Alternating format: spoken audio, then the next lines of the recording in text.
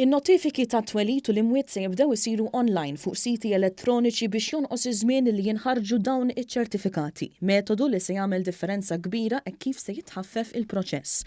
Waqt żjara li għamlu lill-ħaddiema fl-uffiċini ta' Identity Malta, il-Ministru għall-Intern Byron Camilleri u s-Segretarju Parlamentari għaċ-Ċittadinanza Alex Muscat ħabru numru ta' xogħlijiet ġodda fis-sistema għal aktar organizzazzjoni. Fil-ġimgħat u xhur li ġejjin Identity Malta se tkompli tibdel u se tkompli ttejjeb l-operat tagħha anke b'servizzi ġodda fuq l-internet. Fejn issa kulħadd mill-komunità tiegħu flok imur il-belt l-imsida jew inkella xi post ieħor illi anke jagħmel notifika ta' twelid ta' tarbija ġdida fil-familja u inkella ta' mewt ta' persuna ma allura ma jkunx hemm aktar il-bżonn li inti tinqala minn ġewwa d-dar tiegħek. Dan flimkien ma' permessi ġodda anke ta' ħaddiema permezz tal-internet u anke t-tibdil il-ġdid anke li ħajkun hemm fl-identity cards tagħna.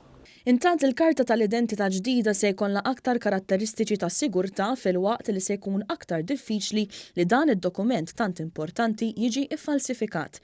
Is-Segretarju Parlamentari Muscat innota kif l-Aġenzija mxiet mill-Levins Building fil-Belt għal binja aktar moderna fil-Marsa. L-Uffiċċju tal-Passaporti, ir-Reġistru Pubbliku u taqsima taċ-ċittadinanza se jibdew joperaw minn uffiċini ġodda li faċilment jintlaħqu bit-trasport pubbliku.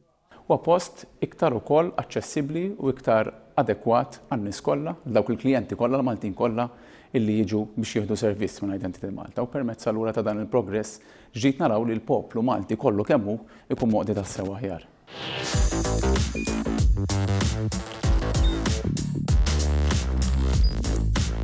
Idħol fuq one.com.mt u hemmhekk tista' tara l-programmi kollha li jxandru fuq One permezz ta' One Play.